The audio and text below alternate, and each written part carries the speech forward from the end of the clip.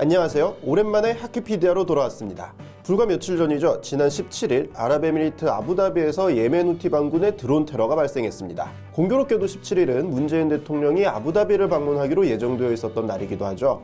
테러 첩보를 입수한 아부다비 측에서 하루 전에 정상회담 취소를 제안해서 정작 당일에는 문재인 대통령이 두바이에 머물러 있었기 때문에 별다른 피해를 입지는 않았습니다. 하지만 주요 외신들은 문 대통령이 아랍에미리트를 방문한 시점에 후티 반군이 아부다비를 공격한 것에 주목을 했습니다. 그간 후티 반군이 사우디아라비아는 직접 타격을 했어도 아랍에미리트까지 공격하지는 않았었기 때문입니다. 그렇다면 왜 굳이 이 시점에 그들이 아랍에미리트를 공격한 것일까요? 하키피디아에서 그 이유를 알아보도록 하겠습니다. 우선 결론부터 말씀드리면 후티 반군의 위력 과시라고 할 수 있습니다. 테러가 발생하기 하루 전인 16일 아랍에미리트 국방부는 우리나라가 개발한 요격 미사일 체계인 천궁2를 35억 달러를 들여 구매하는 계약을 체결했다고 밝혔습니다. 이 돈을 우리 돈으로 환산하면 약 4조 원이 넘는 금액입니다. 천궁2는 탄도탄은 물론 항공기를 이용한 공격에 대응하기 위해 개발된 중거리 중고도 지대공 요격 체계입니다. 사실 사우디아라비아 역시 천궁2 시스템 도입을 위해 그간 관심을 보여왔습니다. 2015년 이후 예멘 내전에 깊숙이 개입하면서 후티 반군의 사우디 본토 공격 역시 계속되고 있기 때문이죠. 아랍에미리트는 사우디아라비아가 주도하는 아랍연합군의 일원으로 예멘 내전에 개입하고 있습니다. 아랍에미리트와 후티 반군이 거점으로 삼고 있는 예멘 지역을 가장 가까운 직선으로 연결해도 그 거리가 1000km를 넘습니다. 하지만 이번 테러 사건에서 후티 반군이 드론을 활용했듯이 앞으로도 아랍에미리트를 직접 공격할 가능성은 충분합니다. 그렇기 때문에 천궁2 시스템이 상당히 유용한 군사 자원으로 활용될 여지가 충분히 있는 것이죠. 그렇기 때문에 아랍에미리트로의 무기 수출에 대해서 후티 반군이 항의하기 위한 내지는 자신들의 군사력을 과시하기 위한 테러 공격이라고 할 수가 있는 것입니다.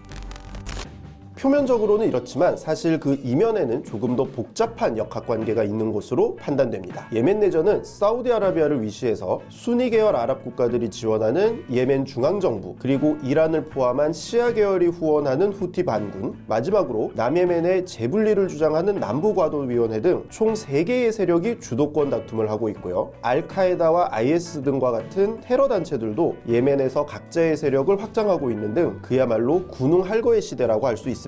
이 가운데 아랍에미리트는 남부과도위원회와 예멘 중앙정부를 모두 지원하고 있습니다. 게다가 예멘 내전은 사우디아라비아와 이란의 대리전 양상이 확산되면서 더욱 그 상황이 나빠지고 있죠.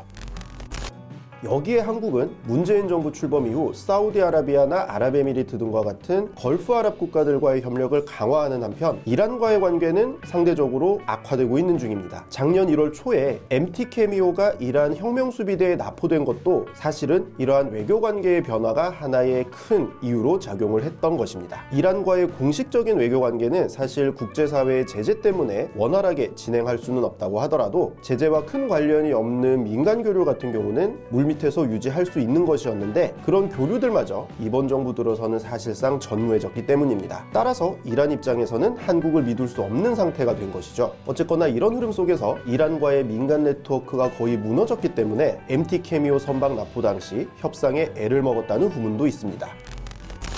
게다가 아랍에미리트는 이란과 지속적인 영토 분쟁을 겪는 중입니다. 호르무즈 해협에 위치한 섬 3군데를 놓고 그 영유권에 대해서 이란과 팽팽한 줄다리기를 하고 있는 중이죠. 이런 맥락에서 한국이 아랍에미리트로 무기를 수출한다? 이란으로서는 결코 묵과할 수 없는 거래일 것입니다. 게다가 후티 반군의 입장에서도 아랍에미리트의 전력이 보강되는 것은 원치 않는 결과겠죠. 따라서 이번 공격은 이란이 후티 반군을 사주하여 감행된 것이었을 가능성도 배제할 수 없는 것입니다. 아직 이와 관련된 논조의 보도는 외신이든 내신이든 등장하진 않았지만 정황상 충분히 가능한 그림인 것이죠.